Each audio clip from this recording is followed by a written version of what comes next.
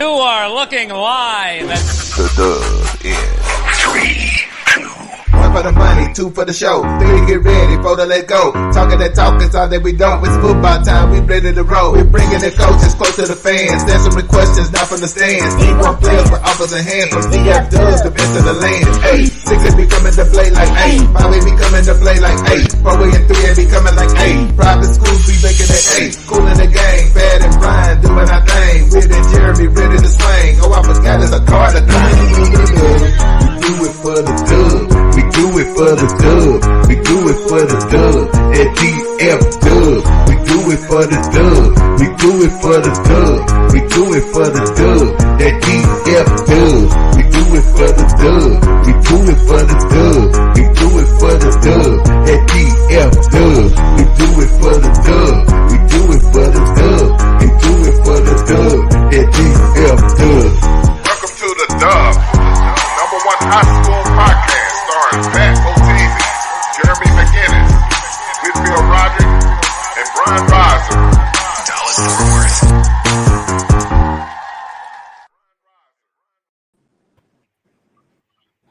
Yo, what up? What up? What it do? Hey, man, it's the Dub Sunday night edition. We calling this Talk to Me. Where we just have a good talk about the past weekend coming up. Absolutely. Hey, Sunday night. I know they ain't used to this. Oh, yeah. And also, y'all gonna have to excuse because we got the backup quarterback running thing. And that, so I'm the backup QB. We take the night off. Oh, yeah, man. He gets to enjoy just being able to sit back and say what's on his mind and talk to it. How you like that, Pat? Hands free. Y'all probably know I get to drive hands free. Y'all probably never see me hands free on any broadcast. But man, I'm excited. I don't know where Brian Riser at. We got to find him again because He's skating tonight. It's Sunday night skating rain night. It's Sunday night, ain't it? Yeah, that's where he go on Sunday night. That's his spot. That's Sunday night. Hey, Pat. You think Brian? I can't share it on Facebook. That's on beat. It's going straight live in the group. Okay. Yeah, I didn't do it on my page. It's going straight live in the group. Okay. What it do? Man, straight out of what? What is that straight out of? Straight out of David W. Carter, boy. Is that glitter? Is that glitter on the outer? Yeah, man. My boy be cool. Nah, that ain't glitter. My boy shining like Beyonce over there. Ain't it? For real. Say, yo, man, we gonna tonight's show. We basically what we doing is, man, we bringing some of the homies that listen to our show and they pay attention to our show. We bring them on. That's what Sunday nights is gonna be about. So if you out there, you don't like, you want to rep your team, you want to talk about some of our opinions, as long as you got some sense, you can come on, talk to us. Man, bring my guy on, man. I think he need a hug today. What's my guy name with the stats? Gary. Yeah, tell Gary Bird to come on, man. He need a hug today. Hey, Gary Bird. If you hear us, bro, come on the show tonight. We got you. We got you, Gary. Yeah, man, hit us up, man. We're gonna send you a link. You get a link, Gary, if you're out there somewhere. We got you, dog. We're gonna bring on one of our correspondents, the homie Coach Carl. We're gonna talk about a lot of the scrimmages that we saw over the weekend and practices. I'm always interested in getting college coaches' opinion and people that's really been into it. So we're gonna get that. We're gonna bring him in here now. Matter of fact, we're gonna bring him in now. What up, Coach? Will. Big Will. What's up, Rod? Big Weezy. Rod, we got to get you a better shirt, Rod. We got to get you a better shirt. That shirt looks heavy. He said shirt look heavy. You got a 45 on your chest. You know what I mean? Elizabeth, hey, what just drop? Let it go. Drop it like it's hot. Hey, I want to go change shirts. One of the practices that we was at, man, at Lancaster, Coach Paul. I want to play this interview we did, so we're gonna play that, and then we'll talk about Coach Paul. We're gonna talk about Lancaster practice and Coach Paul, and then we'll bring Sean in and talk about North Crowley and Mesquite Horn. So let's check this out. Yes, sir. We out here with Coach Paul, Lancaster Tigers, L-Town, Weibo Nation is going down. We're at halftime of the scrimmage. What's your assessment so far? My assessment is I don't like the way we started on both sides of the ball. We're starting too slow, and I want to be a team that starts fast and finish strong. So that's something that we're working on. Coaches over there making halftime adjustments. I try to make our scrimmage realistic as possible. I try to put our kids in situations to where we execute situations, some situations that we might get in on a Friday night we got to get out of. I try to make it hard on the defense. Also try to make it hard on the offense. And I make it harder on the coaches. This ain't just about the kids. The coaches got to practice too. Absolutely. I mean, you're given the game type conditions with the little crowd noise, little sound effects and all that type of stuff. So, where you get that from? It's just, where I'm trying to take this team, I want them getting used to being in the situation where they can't hear the coach on the sideline. Absolutely. When we get to the 4th and 5th round, we're going to be playing against more people than we are, first game of district. First game of district, we might have maybe 3,000 or 4,000 people here, but if you one of the last 4 playing, you're going to be playing in front of 20,000+ people. So I want them to get used to that environment at practice. So when they see it, it's not anything new. All right, what you got more faith in right now, offense or defense? Both. I'm sitting some players on offense. I'm sitting a couple of players on defense just because I don't want them to get banged up. Right. I saw enough out of them to where, okay, I'm done. We'll wait on you for DeSoto. Yes, sir. Weibo Nation. Who we got next on the schedule? We got the scrimmage at DeSoto. Lord, that's next Thursday, right? That's next Thursday. Oh, we be there. We there. DeSoto is a well-coached team, and they got athletes everywhere. So it's going to be a good test for us to see where we are as a team. All right, we in Weibo Nation. Coach Powell signing off the Dub. Give a shout out to the Dub real quick. Let's get a major shout out to the Dub podcast, man. I watch every episode. Love it. Done deal. Appreciate you, Coach. Man, that's our guy right there. Matter of fact, we're gonna do a little shameless plug. We'll be at Skyline Lancaster game Friday night. Friday night, the Dub will be in the house. No doubt. Shout out to Tom Tom. That's Turn. Thought that was Tom Tom. Thought Tom Tom was watching. Shout out to Jason Todd watching as well. Coach Todd. If you want a link, man, let us know. We will shoot you a link. You can always talk to us. Any one of y'all, man, y'all want to come on, say what's on your mind. That's what Sunday night's about. You know what I'm saying? We'll shoot you a link. Hey, and by the way, the Dub will be supporting the following games this weekend.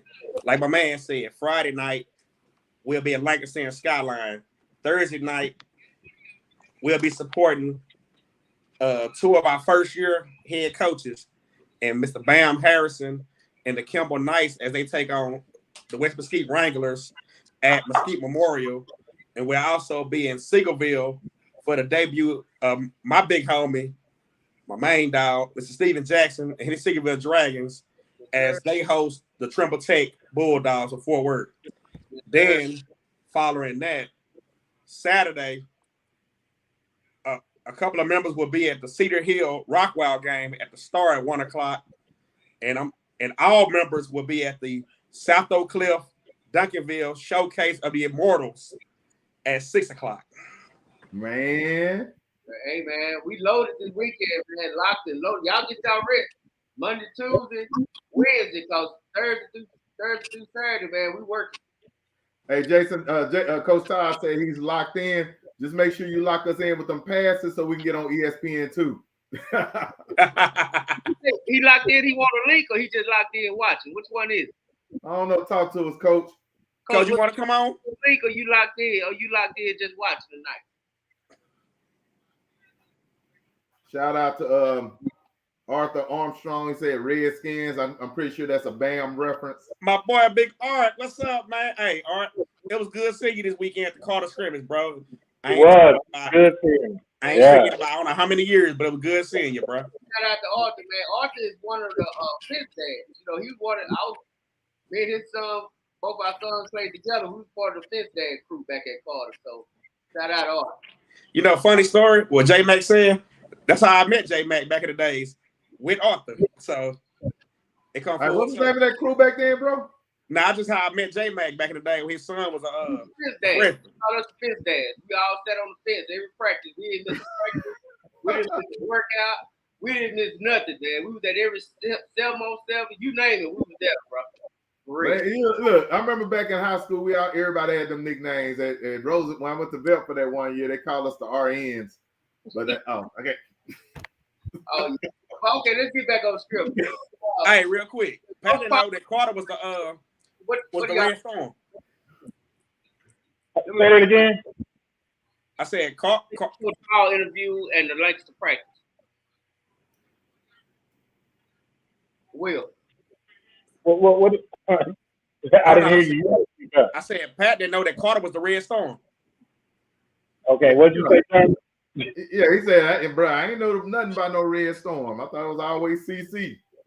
Man, we the Carter Cowboys. Always have been, always will be. Yeah, I don't know what that Red Storm was about. Was it some Kool-Aid or something? At St. John's. But anyway, carry on. Hey, we got off track. We got off track. Yeah.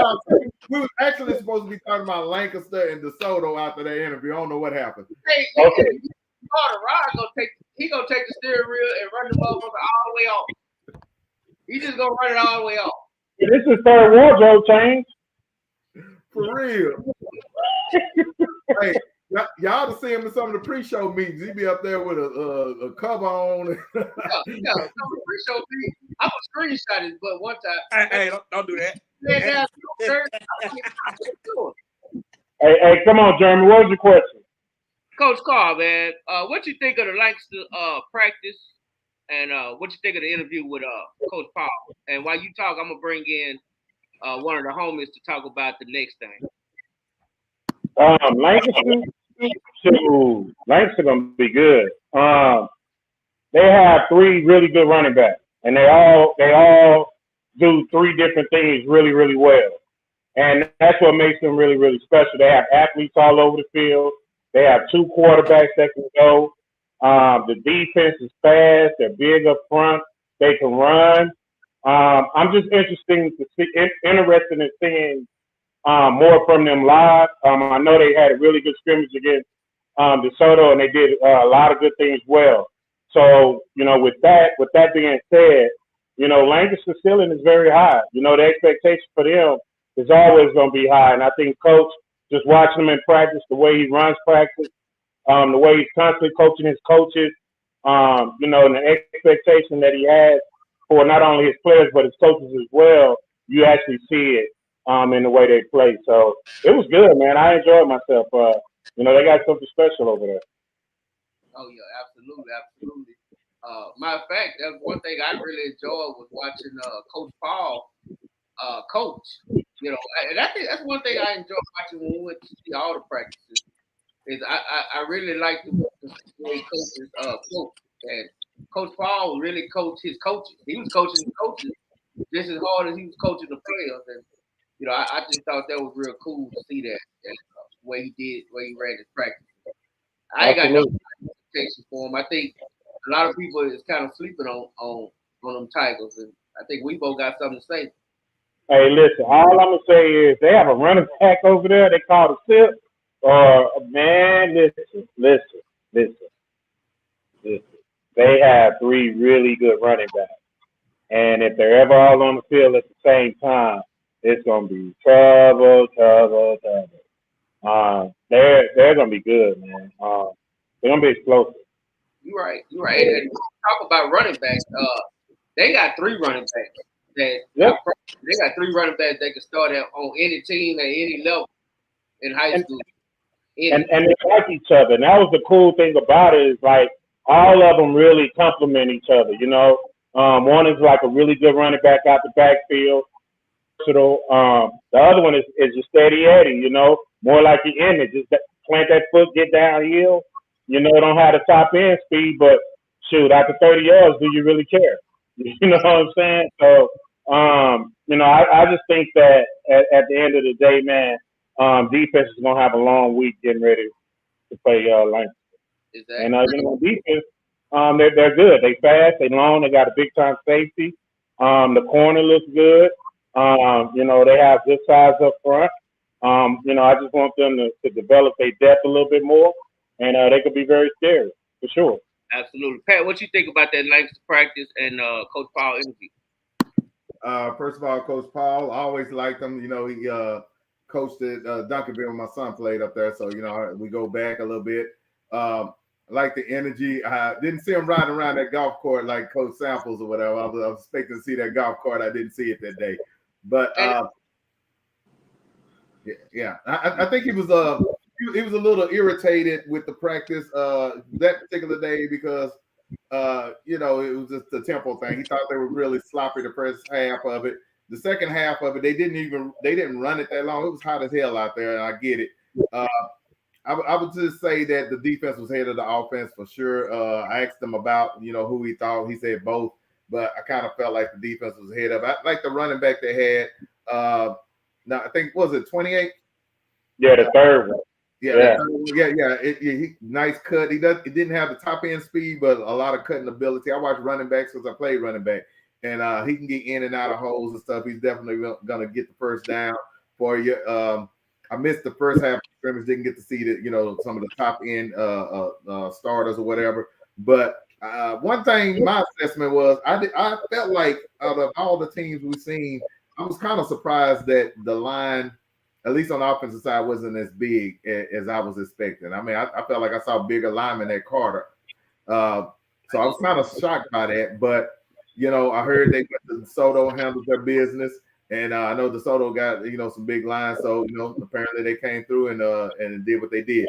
Always an athletic team. Always. You're going to get that with Lancaster. I would like to see them with some more size. When we went to Sox practice, the size was ridiculous. They had 6'8" size. I felt like Lancaster had D2 5'8" size or whatever, maybe even a little 4'8" size.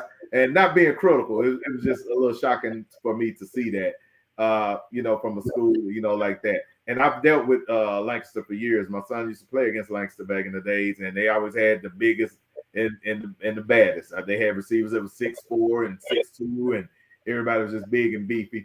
This team seems to be a little smaller and athletic, so we'll see how it goes. Yeah, exactly. That's one thing I did notice. I did like the tempo of practice. I like the way Coach really ran stuff, and I'm looking forward to it. I heard they did good in the scrimmage against DeSoto. I talked with Coach Paul, and he said he liked it, what they did. He didn't say like the way the internet was saying it, but as far as this, like they dominated or they just, because I was just kind of messing with people on Facebook about it, but he said they did get a lot of good work. He said DeSoto is a very good team, and he liked what his team did. So we'll go on from there, man. Matter of fact, we could bring in. Let me add one thing. Go ahead. Real quick while we all on here. I want to start a pot. And you saw my post today. I predicted 42-28 Lancaster. What y'all got? And what? Lancaster Skyline game. Oh, you want to go there already? Yeah. That's a win. But I can't say right now. I'll save my prediction for Wednesday. Yeah, I think so too. I'll give an early prediction on that, and I may change my mind. But right now, I'm looking at probably 42-17. I haven't been. I'm not sure if Skyline first year is ready because you get these programs, and we'll talk about Kimball and some other programs. You got to give them a little time. I don't know. I'm with Jay on that. I don't know. I don't know nothing about Skyline. I haven't seen Skyline do anything. I haven't seen them cross the street. So I can't tell you. I'll just wait and watch the game. I'll tell you what, I can tell you on the first special teams play who's going to win. I tell you that. Okay. Hey, that's the Coach Will tip of the day. We got to get some more background on that. Hey, man, yeah, I think I can tell you in one word. I can tell you what I think. I'm telling you. Hey, let's welcome my next guy, man. The homie Sean. What's up, Mr. Sean? What's good, y'all? Yes, sir. Hey, on that Skyline got a new coach, got a new team. They lost a lot of players. They got a new quarterback coming in. So, like y'all said, no one knows about Skyline. So we're gonna see. I think they won 1 or 2 games last year. It wasn't pretty. So let's see what the new coach gonna do over there. Hey, Will, I'm kind of intrigued on your assessment about the special team play. So that means the Cowboys going to the Super Bowl with Turpin, huh? All right. So typically this is how it works, and just kind of watch it, right? The first game of the season.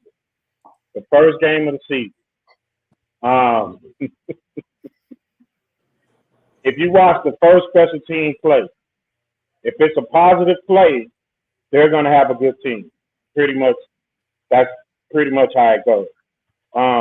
If they have a negative play and it's a bad play, the team who has the bad play typically has a bad season, because you have the whole off season and training camp to work on special teams, right?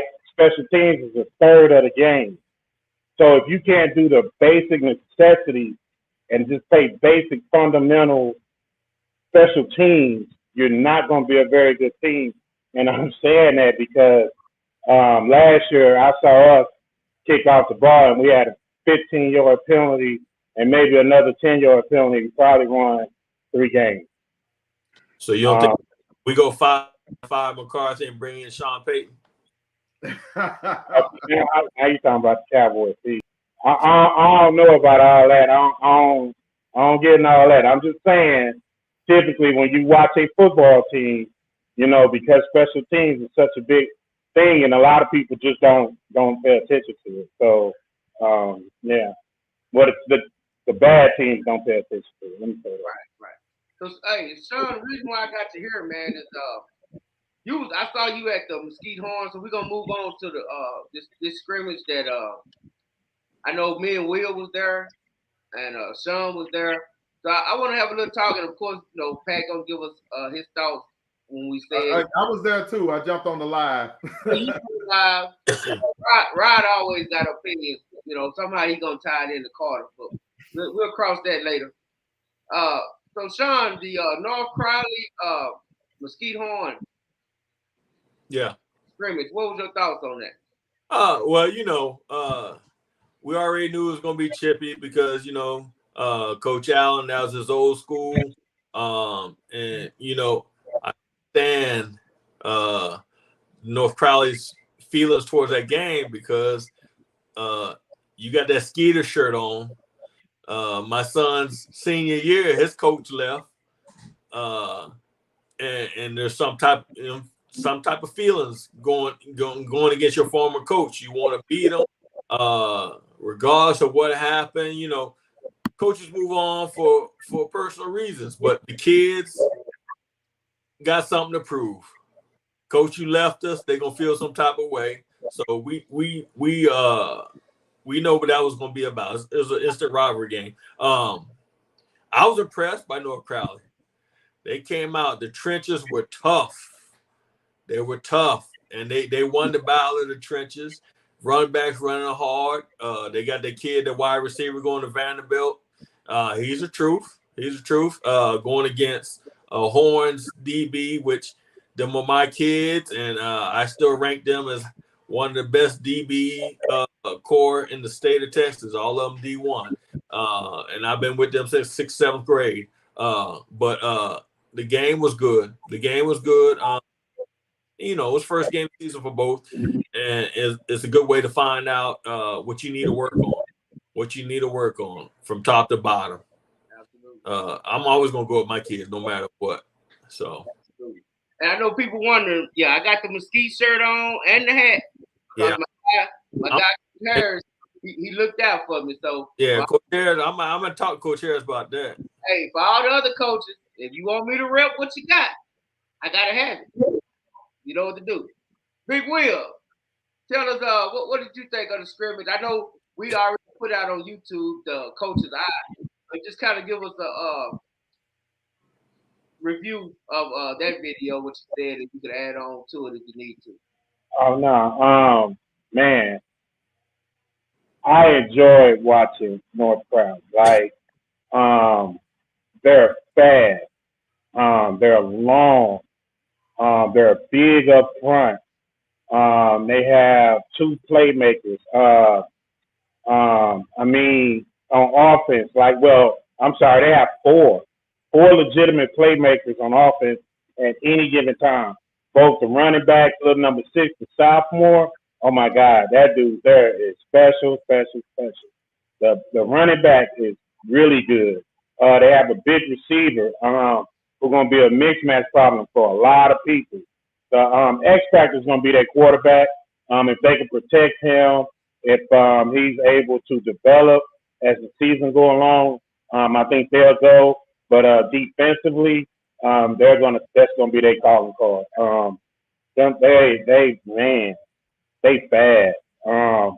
They're gonna be good, man. I just think they're gonna surprise a lot of people, and not taking anything away from Mesquite Horn, because Mesquite Horn is gonna surprise a lot of people too. You know, you kind of got to look at it like, you know, Coach Allen was at North Crowley, right? So that's his team, right? Like that's his team. He built that team. So we would be foolish to think that Mesquite Horn is not going to look like a North Crowley, you know, in the near future. You know what I'm saying? And I just think with what he's working with, and when he's able to establish and getting the type of kids that he wants, the type of people, and to start establishing the culture of that program, I mean, they're going to go up too, man. I mean, I just watch a lot of football, man, and it's some really good coaches, and it's some really, really good talent in the Metroplex, man, and it's a joy to watch it, to be honest. Man. And I can say this, man, because we went out to North Crowley, man, watched them scrimmage, and I will say it was a joy, just like what it was watching Coach Paul coach. It was a joy watching Coach Gates, man. Coach Gates was coaching really, really hard, man. He coaches. The energy he has, yes, the passion he has. Really, you know, I think that's the part of it that we love, man. You know what I'm saying? I think also that, you know, once those guys get it down, so Coach Gates is the first year, when he get it down, he's gonna be scary, man. Like scary. You know what I mean? So that energy, man, was unreal, man. I mean, it's crazy. Hey, before I go to the guys, I have to say, Coach, we have you, Coach Carr, and you was like a All-American D tackle and high school, college, and all that good stuff. What did you think of that big 91 for North Crowley? I thought when he was in the game at D tackle, man, that like he pretty much controlled that whole game when he was in. And that's the thing. Like, that's what I'm saying. Like, on every level of that defense, they got some killers. Like if you build a defense, you say, I at least got to have me one dog D lineman, preferably a nose guard. But if I can give me a dog free technique or DN, I'm cool. We can work around that. If I can get me a third linebacker, we cool. We can work around that. A corner, a safety. If I got one on every level, you know what I mean? You got a doggone good defense, and they have them on every level. Like they fast, man. When you see them, it's like 6 or 7 of them at the ball at one time. It is a joy to watch them gentlemen play football. It is a thing of beauty. It is. Hey, Ryan, you was at the practice in the scrimmage when they did it. Say that last part again. What did you think of North Crowley? Oh man, honestly, man, like I've been stating before, I think they're gonna be flying on the radar a lot this year, man. Like Coach Gates, he got them boys working. Jimerson, that QB, he's dynamic. Lacey, I already told y'all about Lacey from the start. He's explosive. Like I said, he give me a lot of Reggie Bush vibes. He's shifty. That's why his name is Shifty Lacey. That's his nickname, by the way. Receiver, man, like you said, the 6'6" Vanderbilt kid. Yeah. Like before we even knew who he was, we watching him make plays like, man, who is this kid? And I remember we both looked at each other and said, man, I know this kid got offered somewhere. And then when he told us he was going to Vanderbilt, it all made sense. But that, like y'all said, that defense is ferocious, though. I really do think, in my mind, they're going to really challenge Euless Trinity for that crown, if not take it. That's just my opinion. Yeah, I agree. North Crowley team at possible 9-1, 10-0 at best. Well, let me say this. I saw the Trinity scrimmage against Dunkerville. Okay, Trinity is Trinity. Like whatever Trinity is, that's who they are. It's Coach Lion Weaver's son. Coach Lion Weaver offense. It's power, counter, outside zone, stretch, play action. Like that's what it is, right? They are saying we're going to beat you up front, and I think that's going to be more of a game where it's going to truly come down to what they do up front. And you know, the thing about North Crowley is they're going to have to get some more depth up front because the way teams play, and with my man being a big boy, like the thing is, like if you're playing teams up tempo, he becomes obsolete. You know what I mean? So you kind of got to make sure that you got some depth up there to be able. Now in that game, he'll hold up. You ain't got to worry about tempo. It is what it is. But yeah, I mean, it's gonna be a good game. But I will add this. You stretch a lot. You know what I mean? You stretch Armstrong. Like you got Carter going 14-0. And you got Kaufman going 20-0, and you got who else? Sunset. They gonna compete for the championship. You know what I'm saying? And I love the energy in which you roll, right? Like I love that. You're very optimistic. We're gonna say it right here. If they go 10-0, if they go 10-0, we're gonna have to get a little wager going. If they go 10-0. All right. Well, they're going to be a good team. They're going to go to the playoffs, and they're going to do a really, really good job this year. For sure. I watched them against Allen the other night in that scrimmage and say, man, they took Allen toe-to-toe and gave it to them. I'm not sure who actually won the game because it was a scrimmage, but Jemerson, he was lighting Allen defense up, and that was their first-team defense. And listen to me, Rod. I'm with you. Like I'm not saying North Crowley ain't gonna be nice. Like they're gonna be nice. You know what I mean? But 10-0, you know what I mean? Like let them live first. let them get through preseason, see what they looking like after game 3, and we revisit the conversation. That's a bet. Yeah, I agree. I will say I wouldn't be surprised if it was 10-0. But I definitely want to see after watching and I guess we can go right into that now. We can go into I just brought in Jesse Wyatt, and Jesse Wyatt was at that scrimmage too at the Duncanville, Euless Trinity, and Arlington Martin scrimmage. So I that kind of segue into that. I thought Duncanville was looking like Duncanville, man. I mean, people talk about big lines, but one thing I can promise you, man, you ain't gonna see a bigger D line than what Duncanville got over there, man. They got some balls, man. They got some hauls, and not only do they got hauls, they just so happen to have the #1 pass rusher in 2024. So I just don't think anybody think that a big offensive line is just gonna come run over Duncanville. I'm just gonna tell you right now, I wouldn't put no money on that. Hey, J Mac. Hey. How did my QB look at that scramblers, Jameer? You know what?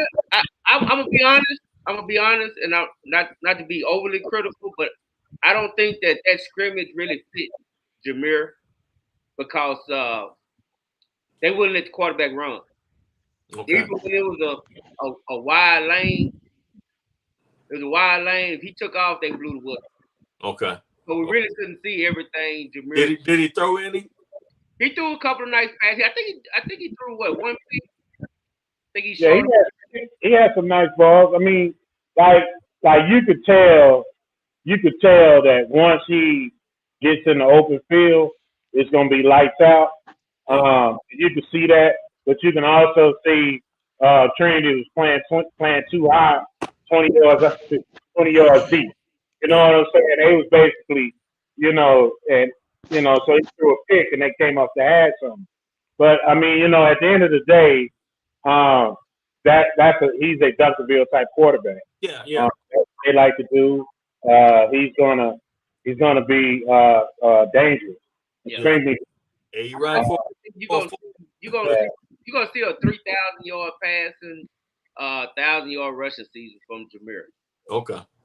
They got the wide open, so yeah, I don't think so. He's still young. I want to ask Jesse what he thought of the scrimmage. I think he was there. Jesse, can you hear me? Yeah, can y'all hear me? Yeah.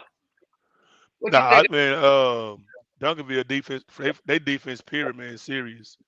I mean, that defensive line, bro, like when Trinity came up there, you normally see Trinity mauling cats. It wasn't none of that. Like, I mean, they was hitting them in the backfield. Defensive tackles can move. At number 90, 6'7", 300-something pounds can run. Secondary can actually cover. You know what I'm saying? I mean, they get to the ball, bro, like they were hitting. And on the overall of the scrimmage, not to take from Duncanville, Trinity was the third best team out there because Morton had a good defense too. Yeah. Believe it or not.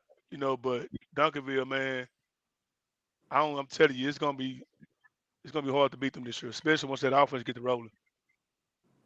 Well, about the secondary, it was a pick six the first time the first team defense got out there. It's like the first three series was all picks, wasn't it? Yeah, it was like pick six. They finally just said, okay, first team going off. So, hey man, them dudes for real. And I don't understand, like, Lamarcus Spencer, he don't get no love as one of the top DBs. None. In DFW, and I promise you, I would put that kid up against any cornerback in DFW. I mean, kid like 6'1", he got legit speed. He a dog. Well, how many offers he got? He actually got, but he don't have I think Arkansas is his best offense. Well, see, that's SMU. How many offers does he have? Like 12. 12 offers, and he's overlooked. But they all I think Arkansas is the only Power 5 that I can think of. See what Jay Mack trying to say is what Jay Mack trying to say is you don't hear his name in the spotlight like you hear other cornerbacks. Yeah. How many corners is it though? Huh? How many corners is it? You got the Muhammad's, you got dude from Denton Geyer. What I'm saying is he's a very good player, right? Like he's a very good player. Right? And you want him to have Notre Dame, Tennessee, Alabama. I do. He's that type of player. You know what? It ain't necessarily his dad. I'm gonna tell you, who you think the best cornerback at the Duncanville scrimmage was? At the what? At that Duncanville scrimmage, out of those three, who probably was the best cornerbacks you saw out there? What was he, number 2? The one on the left side? No, he was number 1, and then number 2 was the one that was on the he must be found. I mean the left one. Wait a minute. That's him. Yeah, the left side over by the home. Now, the one what was his number? He was number 1, but he was on the left side. Yeah, him. Yeah. But did you know that Arlington Martin got the number 1 cornerback in the state? Well, I don't know that. I didn't know that. I didn't see that because he didn't show up to me. You know what I'm saying? Like when I watch football, like for me, when I see a guy and I'm like, oh, he could ball, like he shows up. Like some people just shows up. Like I could just watch, oh, that dude is a baller because he just show up. Some people just show up. You know what I mean? Some people got hype and some people show up. I like the guys that show up. Like real quick, I give you an example. Like what we saw in the scrimmage the other night when they said that dude from Roy City ran like a 10-something in track, and we actually saw it live when he caught that pass, and he had a defender probably like that. So I get what you're saying when show up, because that's exactly what we saw the other night. When everybody in the stands was like, hey, man, if that kid touched the ball, nobody getting in front of him. And we saw it with our own eyes. He touched the ball, and he left the whole team behind. He split the corner and the safety. Yes. The scene and just kept going. I see. Yeah. And Coach said, yeah, I see it. Yeah, I see it. I mean, that's what I'm saying. I mean, that's what I'm saying. That's what I thought. I just thought Spencer, he don't get mentioned. Even like when you look in the Dallas Morning News and stuff like that, he just don't get mentioned. I mean, I put it to you like this. Sock has a kid. D tackle. Probably doesn't have. I'm sure right now he probably has his D1 offer. Todd, you can help me out with it. But he don't have the type of hype of being one of the best D tackles in the country. I mean, in the state or even in the city, right?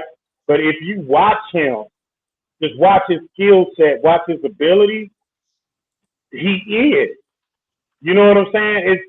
It's sometimes, you know, for a kid like that, you're playing on a team that doesn't have, that has those type of talent falling in year in and year out. You know, you cycle in your time.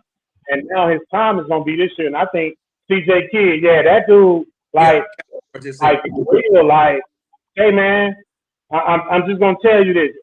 Don't be surprised if he the best D tackle on that field come Saturday. Don't be surprised. Hey, I wouldn't be. I ain't gonna lie. Don't let it surprise me to come out of South Oak Cliff. I'm gonna tell you that now. But even though he's gonna have a lot of competition with that Duncanville guy, I think Duncanville got the best D tackle combination rotation, probably in the state. Man, listen, Duncanville, like every level you got ballers. You know what I'm saying? Like here. You know what I'm saying? And then on top of that, I got the number one DN in the country too, who ain't hype. He's truly that freaking good. You know what I mean? So, you know, that game. That game is going to be one of the best things that ever happened to our neighborhood, our city, our community. You know what I'm saying? For our kids.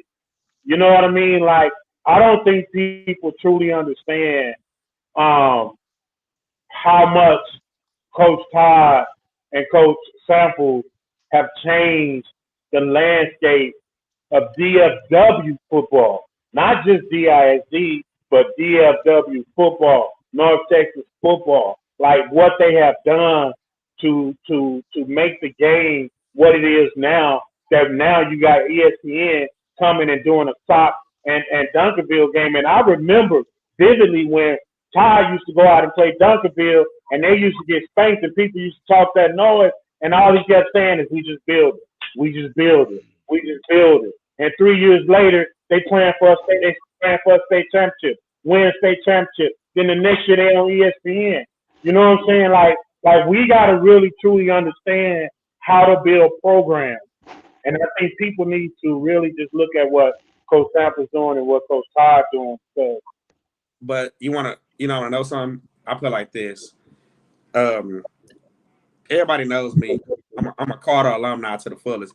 But over the years, man, not just football, I done grown a lot of love for South Oak Cliff High School. I mean, dating back to when they was at the alternative school, when the school was getting built, they were still grinding. You know, like most schools in that situation, man, would give up. Like, damn, man, we ain't got no real football field. We ain't got no real, this and that. Them kids kept grinding. Them kids didn't transfer and go off to Duncanville, DeSoto, everybody else. They stayed there and they worked hard with their coach.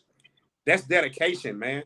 And to Ward, Todd, and the rest of the coaching staff, you got to get kudos to them, man. That is hard as hell going from an alternative school to the practice field every day on a bus or whatever to practice. So I feel like last year when they won that championship, man, that was like heart to me. Like I said, I might be a Cowboy in heart, but I feel like that right there was love and it paid off because, like I said, hard work. That took hard work and grinding, man. Like, and what they building over there is something beautiful. It's something special. It ain't just, like I said, it ain't just football. It's everything. Look what I said last year before the state game. Hey, every kid on my team is at a certain grade point average. I mean, it's not just about sports. It's the culture at South Oak Cliff. And that's what's changing our community and our neighborhood because they building the culture over there. It ain't just about sports. It's about everything. And that's why that school name is so great now because people are going to now look, when they come to Dallas, they're going to say, oh, man, that's South Oak Cliff High School. Mm-hmm. They're not going to look at that school and say, oh, that's a school of thugs. And they're like that. And they used to have that title everywhere you go. Oh, South Oak Cliff, I ain't going over there. That school is this and that. And now it don't have that title no more. And just like Roosevelt High School also, it's beautiful. It's remodeled. It's Pinkston High School. Like, they are taking all the schools now and they're putting their money into them and they now giving them what they needed. And I feel like it's really beautiful because you go in West Dallas now, you look at that beautiful Pinkston High School and you're like, man, I love this. Like, they really did these kids good, man. You go on Mercedes to look at Sock. Sock is a beautiful looking ass high school. Like, I drive by now and look like, man, Sock is beautiful. And even the new Carter is beautiful from the outside. No, it ain't. Roosevelt is nice. That is nice. So I like the fact that DISD is taking and doing what they're supposed to do to these kids, and it's making these kids feel at home and feel welcome. So I feel like in years to come, I feel like Sock gonna still be a power. I feel like Carter gonna rise. I even feel like Roosevelt is gonna rise. Honestly. Listen, I'm telling you, here's the deal, man. I say this all the time, man. Coaches. Somebody said now we need them to mark it back from admin. So here's the thing about that: coaches win games, administration win championships. You know what I'm saying? So the coaches gonna be able to do what they could do with what they have. You know what I'm saying? It's gonna be those extra things that you got to get from administration that's gonna allow you to be successful. And that's why when you look at SOC, they have that backing. They have all the things that they need ideally to be successful, but they fought for that. They earned that. You know what I mean? They demanded that. And that's the same thing that, other schools have started to do, is to demand those type of things, because at the end of the day, I'm going to say this. Yeah, I went to Carter and I love Carter, but I'm going to be Kimball's biggest fan when Bam go coach.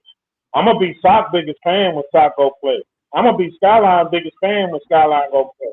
You know what I'm saying? Because it's about the crib. You know what I mean? Like, it's about all of us.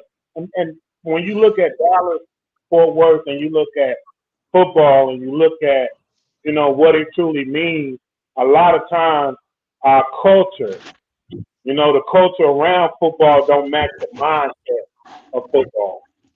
And it's disturbing. You know what I mean? So we say, in football, it's discipline, be accountable, be where you're supposed to be, but we don't have that culture around this game. And so when you look at a school like Duncanville, you look at a school like Stock, you have people in place who walk the walk and talk the talk. So now you have championship caliber programs year in and year out, because they're developing men to go forward and lead this great country, man. I just think that at the end of the day, man, we have a huge obligation to save football here in North Texas, man. Big time. Big time. That's true. I want to get Jesse. John, real quick, man, what do you think of the big game? We'll start with the big game. I want to get your opinion on the big game Saturday with Duncanville at Sock on ESPN2, right in the heart of Oak Cliff, Dallas, representing. Basically, I feel like this game is putting Dallas on the map. I feel like it's putting Dallas. I feel like it's putting not only the southern sector, but I feel like it's putting all of Dallas, and especially, I'm just gonna say it, I think it's putting a big spotlight on black head coaches. And I just want to know what you think of that game. See, man, honestly, man, it's gonna be a hard hitting game. Like, this is gonna be a game if you like good defense and a lot of big exciting plays. I think this is what you're gonna see. And I say that because both of them are built well in the trenches. And I ain't gonna lie. I mean, I'm gonna pick Duncanville to win, but I wouldn't be surprised if Sock beat them because they probably the closest team around here that can match them in the trenches. And honestly, man, like at one point I was like, okay, I might lean Sock, but when I saw Duncanville the other night, they didn't fall off at all, bro. You know what I'm saying? They fast, big, and everything. So I haven't got a chance to see Sock yet, but I believe Ty gonna have their ass geeked up. You know what I'm saying? Knowing they got all their trenches back with Billy Walton and Big Bubba and all them guys they got, man. It's gonna be an old school smash mouth football game. And I think we all gonna be excited. I think it's gonna be like a Grambling PV game and they both good type of situation. I'm saying that from a standpoint with it being basically the African Americans. You know what I'm saying? It's gonna be in the middle of the hood, things like that. So I mean it's gonna be huge. I think ESPN did a good job, picked the right game to broadcast this weekend. What you think, Sean? Hey man, you know me, man. I'm always go back to the quarterback. It's gonna be the turn. It's gonna be a defensive game, but whichever quarterback comes out on top, you got the transfer from Sock. I've seen them. You know, I was watching them all spring when they were doing 7-7 at Cedar Hill, and Jameer is my dude. Been playing with me for 3 years now on 7-on-7. It's just going to depend on them two, which one comes out on top. Duncanville has the weapons, Sock has the weapons, but can those quarterbacks get them the ball? That's what I'm gonna be looking at, and I think that's gonna be a difference. Both defenses are great, I just want to see which one of them quarterbacks gonna come out on top. Both will gain a lot of experience in that game and push their teams forward for the rest of the year. But it's going to be a test. It's going to be a lot of pressure. And I can only talk to Jameer. I talk on Jameer, and quarterbacks got short-term memory, dog, and go to work, man. So I ain't gonna say nothing because I got kids on sides of the field. I'm just gonna be there rooting them on. So hey man, I tell you what, man, I was at Sock practice, man. A lot of people didn't have that they wasn't able to do it, but we was there, man, and watching Sock up close. I'm telling you, man, it's almost like watching Duncanville. I mean, it is. Todd has done a great job. Todd has done a great job at basically just cloning Duncanville. He's you know what the key is, and to a lot of these coaches, Coach Harris, Coach Allen, Todd, Sample, it's the buy-in. It's the buy-in. It's the kids buying into their coach, believing in the coach, and it goes back to old school. And when you got a kid that's willing to run through a brick wall for you, it changes your team dynamic. You don't have that coach that them kids don't want to run a brick through, especially this generation. Yeah. Especially this generation. If they ain't willing to run through a wall for you, it ain't gonna happen. It ain't gonna happen. Those coaches and understand what I'm saying. I'm speaking subliminally. Those kids wanting to run through a brick wall for you, it means a lot. They got the buy-in on all the coaches. Well, my personal opinion on it, do y'all remember years back when LSU and Alabama met undefeated? It was like a 3-0 ball game. We thought we were gonna see like a high scoring affair, and it was like 3-0 the whole game. That was defensive battle. Yeah, I feel like with both teams, man, that's what we gonna end up seeing Saturday. I mean, on one side, you got the Muhammad's and a dynamic secondary of Sock up against Moore and Turner and all that speed. Then on the flip side, you got Spencer and the other DB from Duncanville going up against Collie and Randy Reese. So it's like you're gonna see it's gonna be like almost the same thing both ways. Yeah. The only difference is Jameer can run. Our quarterback can't run like Jameer. Yep. It's gonna come down to two things. What you just said. Jameer can run, but Sock quarterback can't. Yeah. And Duncanville has an explosive backfield. And Sock got the backup quarterback playing running back, and they got another kid playing running back. So that's another area to look at. See how them boys run because You know, they had Quaylon and the other 1,000-yard runner that left. So that's gonna be a question for Sock if they got the running back there. But my final prediction, this the year, man. I said it once, I say it again. I'm gonna stick with it to the end. This the year the teacher defeats the student. Say that, right? Well, you know, you just said, right? I said it wrong. My bad. This the year the student defeats the teacher. My bad. Hey, Rod. You know what, though, man? 28-24 South Oak Cliff. Hey, Rod, say that, right? So I was thinking 28-24 South Oak Cliff. I was thinking the Alabama game where Alabama Georgia, right? Like it's that type of matchup that we about to get. You know what I mean? It's when Kirby left and went to Georgia, he just built Alabama all over again. You know, because he's been with Nick for so long.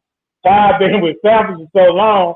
He just went and built him another, right? And so now, you know what? Kirby went and won him a national championship. Todd went and won him a state championship. You know what I mean? So now we're getting ready to see, you know, that game. You know, it's this game is awesome. It's gonna be awesome, man. It should be on TV. Hey, I'm gonna tell you, man. I think this game is gonna come down to their linebackers, man. I think Knox probably got the best 3 linebackers in the state as a whole. I think they got the best linebacking group as a whole, and that's saying a lot because I think North Crowley got great linebackers. I think Duncanville got great linebackers, but I really think Knox has the best combination. Shout out to our guy, Coach Spencer, linebacker coach over there, and Coach Ward. But I really think that if Sock pulled the upset, I think it's going to be because those linebackers they will contain Willis and stop the run game. Well, so you said you up front. So, because if you're saying the linebackers, you're going to be saying the D lineman ain't letting nobody climb. So that game is going to have to be played up front, which all games are, right? I watching Sock practice that one day. I mean, Todd has cheat codes all over that field. All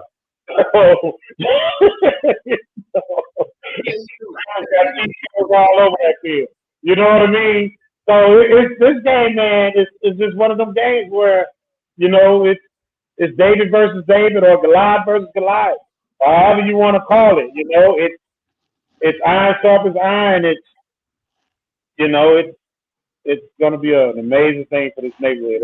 Like I'm just tripping on where we are and how far football has come in our community, and that's just with an inner city school winning the state championship and what you can bring, you know, to the community, man. Like that in itself, and how they're doing it and the way they're doing it. You know, like I say, man, you can do this. You find the right people, every program can win. You know what I mean? Coaches win, and they've done a great job hiring great coaches over the years. So Sock has been building this for a minute. Hey, I'm gonna say this though. Hey, if Sock loses to Duncanville, this will be their only loss of the year, and that's including DeSoto. They're gonna beat DeSoto. DeSoto, man. Let's get. I need everybody's opinion on DeSoto. I need everybody in the panel. I'm gonna start from the bottom. I'm gonna start with Sean, Jesse, Will, and then Rod. Sean, tell me, man, what you think DeSoto gonna be like? And do you have any what predictions do you have for DeSoto, Coach Mack? DeSoto going to state, though. D1, D2. Which one are they? I don't even know which one they're going to. They can be even. I'm asking you. So you said it don't matter which one? No, they got the quarterback, of course. The defense, I think. Their question is defensive line. That's it. DB's good. They got the offensive weapons. Hell, if they gotta outscore people, they can do it. They can do it. They got the weapons. So we'll see. I see them going. I see them going deep in the playoffs. I really do. They got the running backs. They got, you know, they 3 deep back there. So after that, you talking to me? No, I'm talking to Sean. What'd you say, Matt? I said, are they beating South? Will they be Sock? Yeah. Oh man, why you be asking tough questions, man? You know me. If you watch the damn. Boy, you gonna have my kids hating me.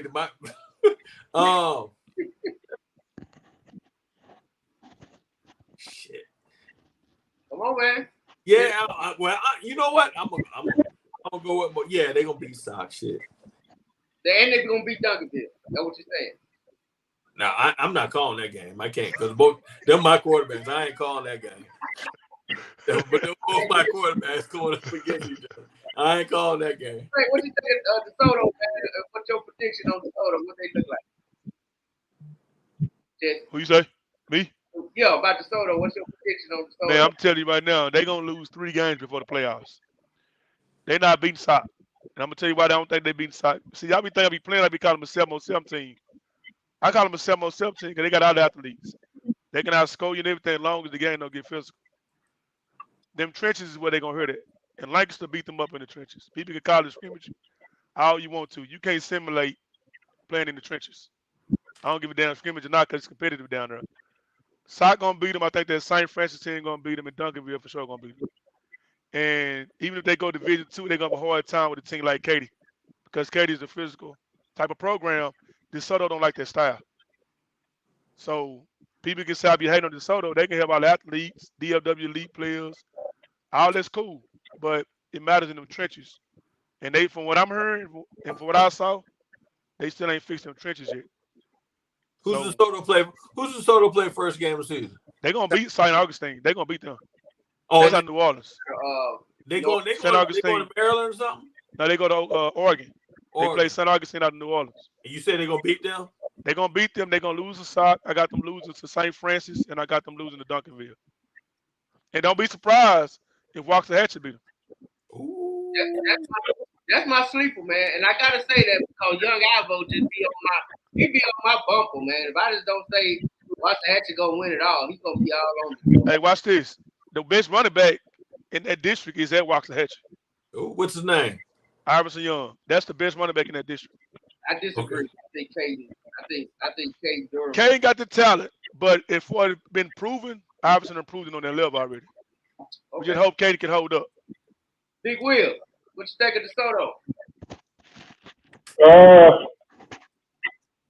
DeSoto's DeSoto. DeSoto's been DeSoto for the last 10, 20 years. You know, they're not very. DeSoto has a lot of talent. DeSoto will beat a lot of people because they'll be more talented for them. They're good. I just don't think up front DeSoto doesn't play the style of football. I just remember watching them get pushed around by Skyline. I see them get pushed around by teams that are more physical than them. I think if they ever get in games where they get in shootouts and things like that, they excel athlete on athlete. I just think that up front, the mentality of that team hasn't been a physical team. I think Sock will beat them up. Like they're just going to beat them up. It's just one of them games where I'm better than you, I'm more physical than you, I'm going to get after you. Now, does that mean DeSoto ain't going to fight? It absolutely does not mean that.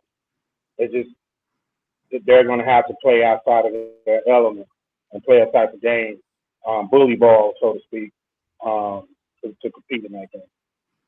Sock and Duncanville, shit, whoever the time run out, and whoever got the most points on them. That game's a toss-up, brother.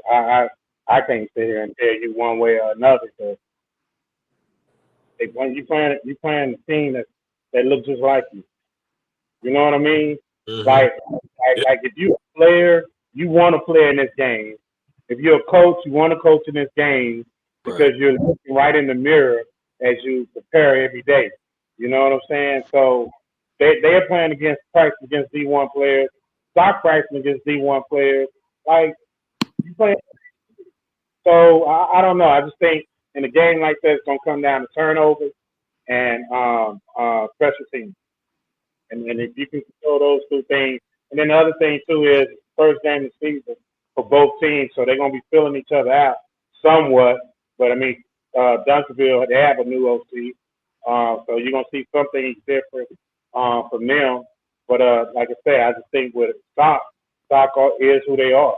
Like they don't come in the games changing up who they are. They are who they are, and they just say we're gonna let them play football. This is what we do. If you can stop us. If you can't, oh well. And I just think it's gonna come down to that. And when you get into games like that, it becomes more of a mentality. You know, of the kids. What you think, Rob? Personally, aside from being a Soto parent, I'm gonna be unbiased. Man, honestly, I think they're gonna have a really, really good year. Honestly and truthfully, like I said, I ain't gonna be biased. I do see him losing to South Oak Cliff. Like I stated before, I believe personally in my mind, South Oak Cliff is going undefeated this season. So I'm gonna stick to that. So I'm sorry, Panther Nation. I'm sorry, Seagoville Nation, everybody else that I love. I got my heart and my faith in South Oak Cliff. But with that being said, I think they're going to defeat St. Augustine easily. Bad. Blowout. Early. I think they're going to actually shock the world and beat the Oregon team also. But I believe they're going to lose to South Oak Cliff. And much as I hate it paying me to say this, God knows it do. I don't think they're going to beat Duncanville. Nor Cedar Hill. But with that being said, if they get pushed to Division II, I do believe in my mind we're going to see a Cedar Hill, DeSoto 4th round game. And I think then they will actually defeat Cedar Hill to get to the state semifinals. But if they go D1, I just hate to say what I'm about to say. I don't think they will get past North Crowley. And that's big to say. I do think North Crowley can beat them in the playoffs. And I do believe South Lake Curl can beat them in the playoffs. So I feel like DeSoto is like a year away, man. Like, I don't feel like this is their year, but I feel like with the quarterback only being a junior and a lot of other players young, I feel like they clamming on the wall. They clamming, but they're not there. And I would give that Division II crown. Like I said, if they go Division I, Division II to me is Cedar Hill, man. Lynn got something cooking over there. I love it.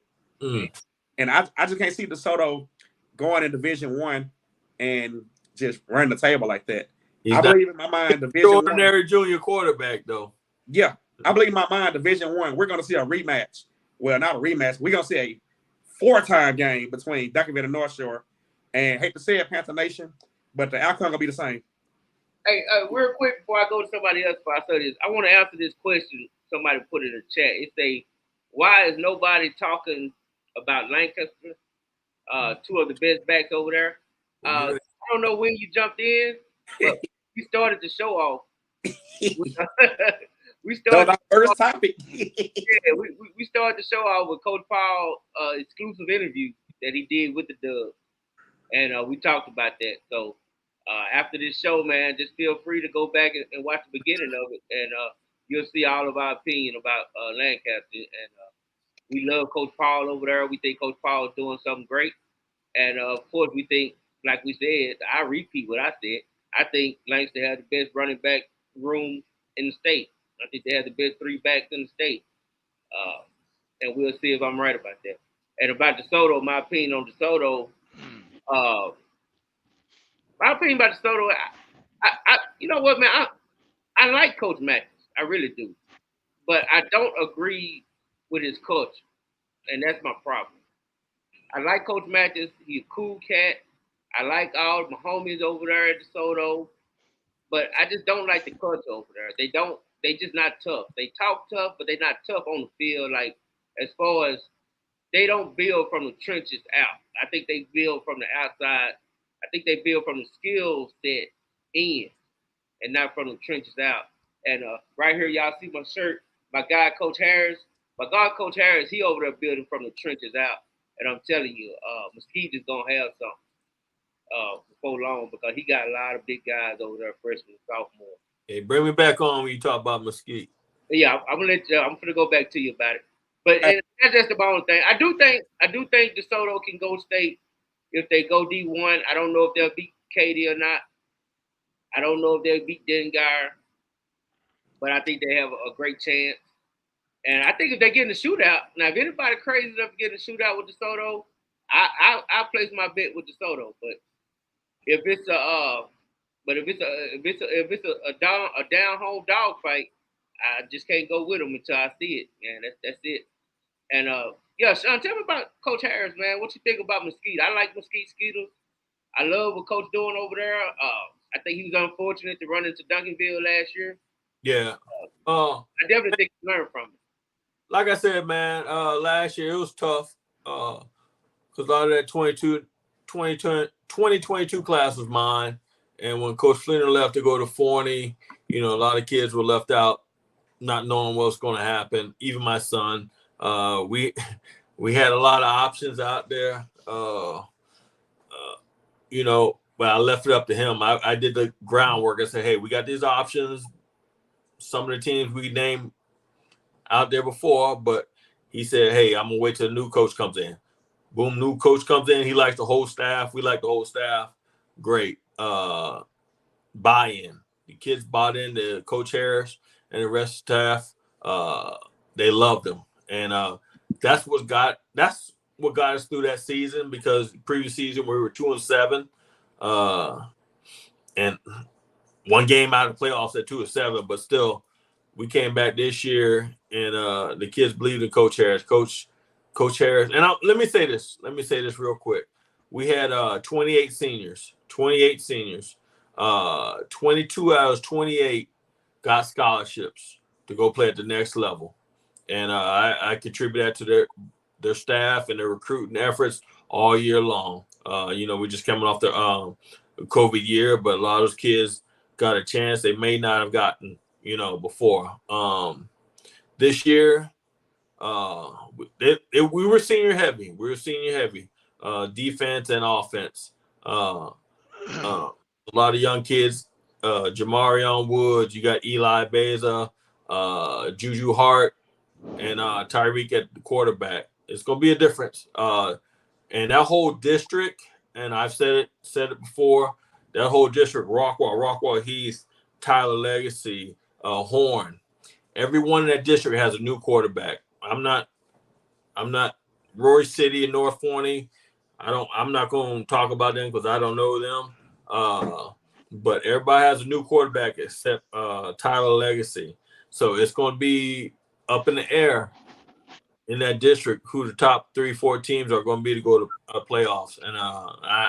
And of course I'm gonna ride with my boys Mesquite and Horn to be in that top 4 to go to the playoffs this year. But do you think anybody's gonna be able to get the Rockwall team from that? Yeah. I got kids on Rockwall Heath. It's going to depend on the quarterback. It's different. It's different. Watch their first games and see what's going on. Rockwall has Noble out there. They got I don't know who the quarterback is out there, but apparently Rockwall has a dual threat quarterback out there, and their coaching has always been good. So that's their one up on there. Heath, they got a new quarterback coming in. So got some kids over there. So it's gonna be, everybody's talking right now. But when that ball kicks off, it's gonna be a different story. So I think it's anybody's game in 10-6A right now. But I can't say, Rockwall, he's gonna be number one. I can't say that. Hell, we damn near beat Rockwall last year. We should have beat their ass when they're number 4 in the state. We should have beat them. And if you watch that game, and I got it on my computer always, we should have beat that ass. 28-24, I did. Yeah, we should have beat them. It came down to the last possession. We were holding them down, a couple of mishaps there, but we should have beat them. So it's a different game in 10-6A. So we'll see how it pans out. But I'm gonna be paying close attention to the early games to see what those teams are doing, what the offense looks like now.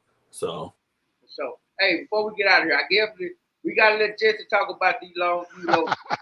Hey, before you even say something about that, I'm gonna say, let's talk about 923 in Longview. Yeah, hey, Lancaster got to go down and see Longview, man. It's gonna be if you ain't never been to Longview, trust me, it's a whole different breed. Jesse, Watching the game down there, Jesse, bro. let me cut you off, man. Hey, tell your boy to go to Alabama. Who? Hell. Nah, he going to Texas. He going to Texas. I think he going to Texas. Dog, go to Alabama. Nah, they building something down there in Texas, man. Alabama. Go to Oklahoma. But I ain't going to Oklahoma. I can't do Oklahoma. I'm about to cut Jesse off right now. But now, hey, man, but Longview got 16 starters. I'm sorry, 14 starters back. 12 of them were sophomores last year. And number one running back in the country in 2024. You got the top receiver in the state in Jalen Hill. They got Billy Smith off the end. But believe this, they got the best secondary in Texas in 5A. They got to carry Willie Nelson. You got Boone. You got Smith. They got a lot of guys that's returning from last year and they big and they hit. My thing is, I like what Lancaster doing by trying to get physical, be a physical team. They got a good non-district schedule by playing Gaia, playing SOC. When you got to go down there and see them Lobos in Longview, bro, and they physical and that's their style, you playing right into their hands, man. And Jesse, who's in that district? That's a whole new district. Yeah, you got Longview. You got Longview, Lufkin, John Tyler, North Mesquite, West Mesquite, Forney. Who was I missing? Somebody? Lancaster and North McKinney. Hold on. Say the first 4 teams again. Longview, Lufkin, Lancaster, John Tyler. Stop. Hey, Jess, I just got a from my homie, Coach Paul. Yeah. He wanted me to say one more time, 9:23. Hey, man, I'm ready. Hey, I'm going to beat her, bro. Trust me. Leon, I see you, baby. I see you, Leon. Hey, tell Coach Paul, 9:23, be ready. When he go down them goddamn wolves hollering, and they scream, let's go Lobos. Hey, and Sean, it's a dog different breed down there, man. Hey, now I ain't going back out there. If I don't have to go back hey, ask Coach Todd. He'll tell you, man. Them talk. He said, hey, that's the hardest place he done played in. It's crazy. Let me say this to you, though. Different. I don't know. I went down to man. There's a team in that district you do not overlook. I know Longview and Lancaster is the favorite, but I'm telling you now, them Jackrabbits and Forney ain't no joke. Maybe 2 years, but they not even. Dog, I'm gonna tell you something. But dog, don't sleep on Lufkin either. You gotta go down to Lufkin. Yeah. So, hey, so I mean, 48, man. So 40, they got something. It's gonna be an eye-opening experience. Yes. You know, they got their running back. I heard they had a running back, a freshman. Y'all heard about it. He's a freshman. 169 yards off 8 carries in the scrimmage. Yeah, he's the truth. They got enough. They put up 56 points. They put up 56 points in a 2 live quarter scrimmage. Yeah. Watch this. Hey, did y'all see what I posted about Taylor, the Longview running back? His first 5 carries, out 3 of them were for touchdowns. And Texas County ranked top 10 in the state. Now Taylor's the truth. Ain't no doubt about that. This kid got 26 offers. He would be a junior, 6 foot, 200 pounds, and he the ankle. No, he the third leg on the relay team. Jesse, I know you. Hey, where's Longview and Forney playing? They're gonna play in Forney. They're gonna play at Bank Stadium. Oh, the Dub going to that. Backyard. I'll be right there. Hey, Longview, you gonna put 56 on them. You want the game? I don't know how to pick who play that weekend. I'll be there. I just find out where that is. So. Hey, definitely want to see hey, J-Mac, watch this. Jesse. Yeah. Who did Longview lose last year in district? They lost to Norm McKinney at Holly Point. Okay. And so they want McKinney board, then want it. No, McKinney. No, they're gonna put 6 on board. They play McKinney board this week. They play board this week. Okay, I thought. Yeah, but they had a lot of kids out or whatever. They just lost, but they had a lot of kids out for COVID and stuff. But they're gonna dog on McKinney, bro. But I mean, I think I see Longview going 10-0 in the district. I mean, I'm gonna be honest with you. I don't see nobody beating them, bro. For the next 2 years. Huh? So you got them going 10-0 in that district. They're going 10-0 in that district. Let me say this out loud. Lancaster Nation, Tiger Nation, Weibo. Do y'all hear this? They're going 10-0 in that district. Weibo, do y'all hear this? 9:23, Weibo. Take out work. I want y'all to and y'all get all the whatever y'all like to do. Nice cold beverages. Get you a couple pizzas. Get on that charter bus and get down to Longview. And make some noise. Hey, get your ass down there early. You better get your tickets because it sells out. Yeah, get on sales out. Cause them Longview people, Hey, that whole town love football. It You sells out. thought was something you ain't seen nothing. Yeah, it sells out, bro. Before that stadium rocks. Oh yeah, Long Beach Live now. Like they travel. Hey, let me tell you. Hey, matter of fact, I'm going to give you some flags for my car. Let me tell you a quick story. Longview and Carter played in Corsicana. Yes, you probably remember this. Yes, played in Corsicana. Carter usually come out and drop a hammer and run out. So Carter decided, you know, we're gonna do something different this year. So Carter took the hammer, went to Longview sideline and dropped it and started dancing on them. Dude, the whole entire Longview team and stands start roaring. The opening kickoff, boom, fumble, just like that, 7-0, and it was a wrap from there. Oh, I was at that game. I think they put like 30 on them. It was 38. They've been 38-20. Straight. Yeah. It was. Yeah, hey, watch this. I'm going to give you some flags for my car, bro. Hey, don't say shit. I'm having 2 Lobo flags for my car. You gonna have to have go a Lobo out t-shirts there on. Huh? But Rod, I don't know who worse. You or Rod. Y'all both. Hey, I'm a Lobo fan. I've been the one for you. I'm a Lobo fan to the whole goddamn. Hey, real quick, before we leave. We can't leave without talking about this. Carter Houston Yates. Come on. I heard that down that damn little league game here. We had a better game today in DeSoto than that game. Will, we went to the scrimmage together. What you think about the scrimmage?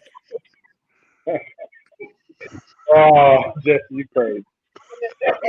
The DELG Dust game was better than that game, dog. Listen, man. Listen, they're gonna be all right this year. I don't know nothing about Yates, except for what you told me. Your cousin, quarterback. I can't say that. I saw Carter play just one time. They got some good talent on the field. You know, I don't know. It's hard for me to say if I haven't seen enough of somebody to tell you. So I don't know. I got a question now. Now we know Stockton had the Longview and got smashed back when Ty was first started. How you see that playing out if they lined up against Longview now? Sock winning. I don't know, bro. Like I said, they both number 1 for a reason. And you know what I'm saying? Like I'm telling you, I can't wait till y'all see Longview, bro. Them niggas is loaded. They loaded, bro. Like they got deep. I mean, like I said, I like what Ty doing. Like I said, that'd be a good smash mouth game because you know Ty is a defensive coach, but Longview, them niggas gritty. They tackle at practice during the week, game week, quarterbacks, everybody, bro. Them niggas tough, bro. Like it's hard to simulate that, bro. There ain't too many teams just as gritty and grimy like that. And like I said, y'all gonna see when lights go down there, you gonna see, bro. Y'all gonna see. Hey man, I want to give a shout out real quick to my homie Jay Good, man. He was watching on YouTube. Appreciate you stopping by, Jay. I appreciate you stopping by, Good. And that's a soccer alum too, I believe. But so Will, how you think that Sock Longview 22 will play out? Listen, man. I went to Sock practice. I did a quick survey of the scene, and what I saw was cheat codes all over the field. Again, when you have a team that has won it all and is just as hungry now than they were before, that is always a dangerous team. You also got to think about Longview. They won a state championship a couple years ago too. So it's not like, you know, I mean, that's the beauty of it, right? Like, you don't have to go to another state to go play the best team in the country. You know what I mean? You can literally go 3 hours to the east to Longview, and you got Sock and Longview, and I bet you the whole state of the world, not just the state, but the state of the world would be there. You know what I mean? That's another game that'll catch ESPN. You see what I'm saying? So I don't know, man. I like what Sock is doing, and you know, and just, you know, they are. Let me say this. How can I say this? I was at Carter like the 89, my freshman year, so 90. I was on the 90 team, 91, 92. So those teams went state semifinals, 4 rounds, maybe 2-3 rounds after that. They have guys that could have played with us. And so when I go out, when I recruit, and I look at a guy and say, hey, could he have played with us? Right? If he could have played with us, that was the guy that I wanted. But they got a whole team of guys that could have played with us.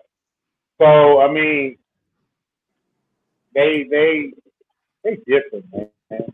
You know what I mean? It's and I'm saying that because when I look at them and I look at other organizations, like Lancaster's gonna be really good. But it goes back to once you win that title, your program changes. People now tied, people come to tied. Right? Like the program and everything else has done such a great job promoting. You know what I mean? The inmates are kind of running in silence. So as long as the inmates are doing the thing that Coach asked them to do, and they gonna start getting their kids, their homeboys to come with them. You know, now you building something that, like you say, they running through walls, and then now you got Longview who got one. You know, Longview.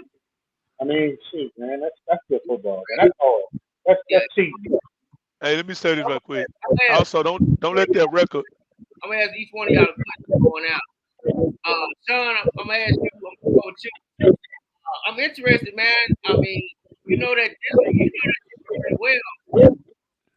What do you think of that Lancaster Forney game? You asking me? Sean. I don't know nothing about it. You know, Lancaster lost a lot. It's gonna be a good test for both teams. Boy, I don't know. I think I got. Hey, if you don't want to answer that one, I'm gonna get you even a harder one since you wouldn't answer that one. Well, give me another one, cause all them coaches live in my neighborhood. Okay, I ain't gonna show up on my lawn if I say like.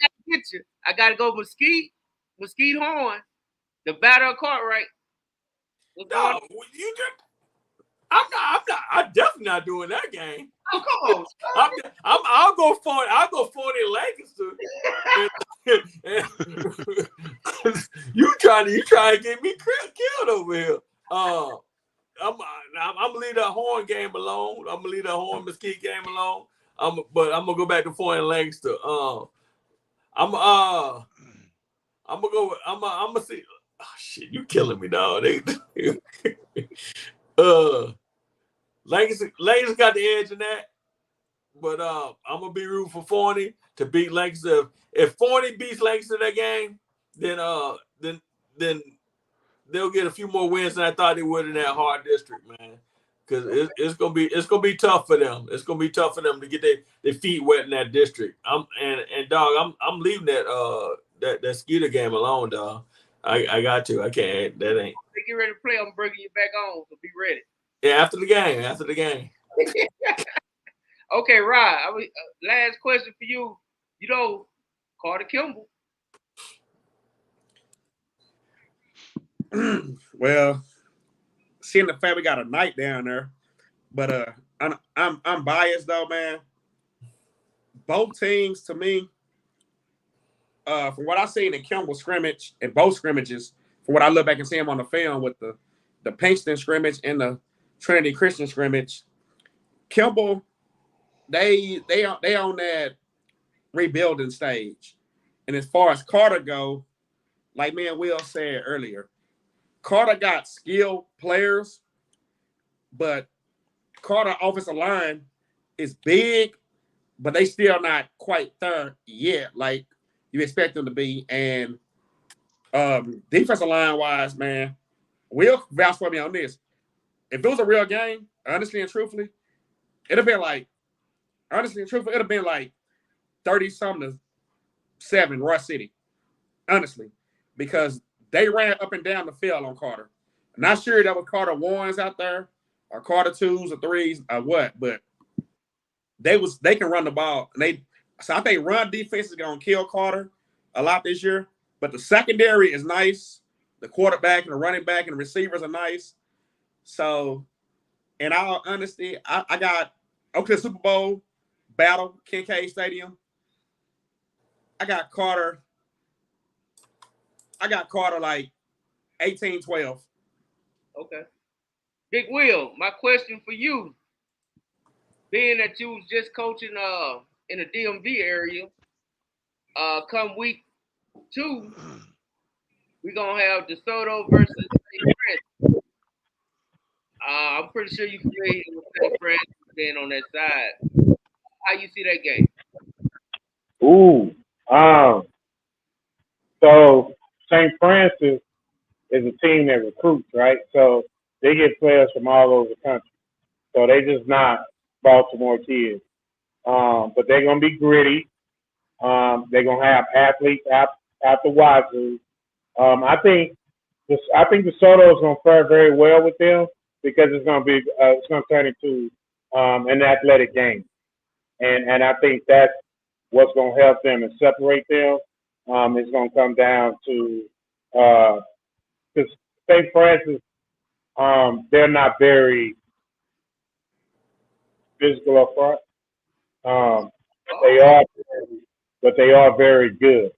You know what I mean? So like, don't get me wrong. They are a good football team, but you know I always say this: you can never mistake talent for coaching and coaching for talent. They're not the same. You know what I mean? So once you understand that and you watch St. Francis, they're an extremely talented team. They got the best of the best. They got everything they need. They're gonna play, and DeSoto should match up well with it. I really think DeSoto should win this one. My money is on DeSoto. I'm rolling with DeSoto. Okay, now that's good insight. If y'all ain't been listening, Coach Will gave y'all an earful, man. I'm telling you, he dropped some jewels on that game. Because, like I said, he got personal knowledge of St. Francis coming from that area. He's coached college there in the last few years out there. So that was good. That was good insight. I hope y'all was paying attention to that because he just dropped. That's why he's with the Dub. That's why he's on our correspondence. That's why he got the coach's eye. Let me shameless plug. Y'all be checking out the YouTube channel because we will have the coach's eye. Be coming every week with Coach. We will be breaking down some games. And y'all gonna like that. I think that for true football fans, I think y'all gonna really enjoy that video. Now Jesse, for you, I don't know. You and I already told us Longview going 10-0, so I ain't got no Longview question. Ain't no sense in asking you that. But I do kind of wonder how you see Longview Denton Ryan. This year actually they'll beat Denton Ryan, and I'm gonna tell you why. Ryan had a good team last year, and the year before that, Longview really wasn't as good as they should. We already knew they wasn't as good. They was really starting over. This class now that he got down to 24 class. Were you at the game last year? I was watching on TV. In Mesquite. When Longview came back, but still, here's the thing about it. Longview came. It was 37-33 was the final. Hell was the only reason why they came back. Shit, now Taylor scored twice. The running back? Yeah, he scored twice, number 28. Right, so my point is, but here's the thing. That team, he took that ad whooping first game of the year, 41-6. Right? He took that ad whooping 41-6 to Ryan. And I told everybody it's gonna be a better game. If not, they're gonna beat Ryan. They almost beat Ryan last year. They tried to play Ryan again this year for Ryan didn't want to play him. All right. One thing I know about King, he gonna try to play out of the top teams because he want to get ready for the playoffs. He can go. I done seen this before. He came into DeSoto 5-4, and I told him J-Mac was there. I said they're gonna beat DeSoto. People, they had Polite, Dontre Wilson. I forgot who else. They was loaded. The thing DeSoto was like 9-0, I believe, and this was for district title. But the reason why I knew because everybody was looking at they lost 4 games, but they lost to Lufkin that year. They lost to I think Allen that year. They lost to John Tyler who had Greg Ward that year. So they played a tough schedule, but all of them was dogfights. And he started a linebacker at quarterback. All right, Peter Robinson. So my point is, this year one thing about King and that style he got, he always in pretty much every ball game. This year he got the shit to go with it. You know what I'm saying? This 24 class and this 26 class he got is loaded.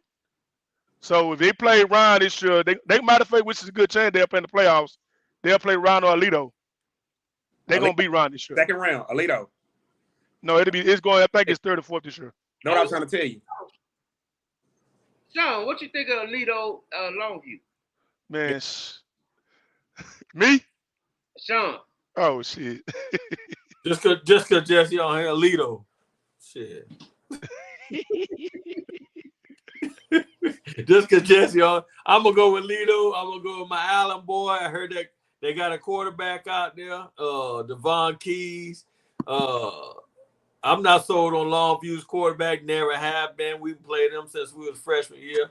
Same kid back there. I'm gonna tell you something though, but not to cut you out, bro. I'm hearing a lot of good things about him. A lot. Hey, you know what, Jesse? Hey, he actually did look good. I was down at College Station. He actually looked good. Let me interrupt. Jesse with Longview is he's worse than Rob with Carter. hey, he got no ties to Longview. I got ties now. Huh? I got ties now. Why would you want? You bought a car down there or something? I tell you what, man. We already talked about it. You ain't got no ties to Longview. I got ties to Longview. I promise you, if the game is sold out, I can get a Longview before anybody. Before anybody else could. Nah, you take it. My whole thing is, you gotta think about it. I've been watching them and fan of them the last 12, 13 years. So I done built out a connection down there. You go sell somebody a pig down there, you good. You lifetime. You sell them a pig down there in East Texas. Give them some links. You be all right. Hey, I'm gonna tell you what, man. What my homeboy told me. He said you're a city nigga, but you love your country at heart. I just love East Texas football regardless, though. Nah, hey dog, I respect you for that, dog. You stick with them, and I get that. I ain't got no ties to anybody but my kids. When my kids, yeah. I'm out of my kids. But I will say this. He ain't lying. When Longview played, hey, J-Mac, hey, read that comment for Jesse right now. Hey, if they had a Frito-Lay band down, I would. Hey, Jawan. Read that comment to him, J-Mac. Oh, Jawan said he might wear boot Longview. He talked about them more than about where. Hey, Jawan, my boy, we just talked the other day. He just called. We talked the other day. Hey, man, shout out to Bones, man. They do good work over there, man. If y'all ain't following them, follow Bones, man. The one be out there working, man. He make me feel bad. I'm going to 3 games this weekend. I think one's going 5 or 6. So I ain't mad at him. And who Longview got first game? McKinney boy, I'm not going to. They're gonna beat them by 40 some points, bro. I'm gonna go watch Waxahachie Indians this week. Okay. Ooh. My boy Roger Carsfield, quarterback at Waxahachie. That's gonna be good. Hatchie, 87, baby. He's gonna be in Waxahachie. Yeah, I gotta watch the nephew, man. I gotta watch my boy Iverson, man. 87. Gilkey versus Hartsfield. Then next week you got a lot of good. Next week some good ones. You got the Sock and Langston game. You got the DeSoto Duncanville doubleheader. You got Alito and Den Gaia playing next weekend. Allen and C. King playing next weekend. So you got a lot of good games next weekend. Heath and Den Gaia playing this week. Yeah, so but now next week gonna be some good ones, man. A lot of good dog fights next week. So. Hey man, we coming up on an hour. I tell you what, man, I have to do this on Sunday night. We'll just let's talk about it. We can talk about the last game. We definitely gonna do this coming up. So if y'all out there, y'all want to come on, hit me up. You can hit me on Twitter, Facebook, wherever, man. If you want to come on, talk to us about it. Just gotta be able to show your face and talk like you got. Hey, Jay, man, I got one more thing to say too, dog. Hey, everybody be talking about I don't be from Longview. When they lose, who the first nigga y'all tag? You. Exactly. and hey, Jesse, I'm gonna Carter spell with a C, not a K. It's a K. Call me on, y'all. Hey, one more. Hey, what y'all think on the way out? I just need one word. The battle of 287 versus Waxahachie. You got Rod. Waxahachie, baby. You got Will. Say that again. Ennis Waxahachie. Who you got? I haven't seen none of them play, but I'm gonna take a wild guess. I like Waxahachie running back. That was the guy that was on the show. I like him. So I like Ennis tradition. So I'm gonna go with Ennis. Oh wow! All right, Jesse, who you got? I'm going Waxahachie. They should have beat them last year. I think they're gonna beat them this year, probably by 2 touchdowns. Who you got, Sean? I'm gonna ride with Waxahachie, but hey, Ennis got Gilkey at that quarterback. That boy the truth too, though. But I'm gonna go with my quarterback Rod at Waxahachie, man. Hopefully they change that season. Ivo, shout out Ivo. Shout out Ivo. Hey, I'm gonna go Waxahachie, and I'm gonna leave y'all with this. Waxahachie gonna finish second in this league. We'll talk about it later. Hey man, I appreciate y'all for coming out, man. Y'all welcome anytime. Hey, appreciate y'all, man. All right, man. Peace out, fellas. Bye. Later.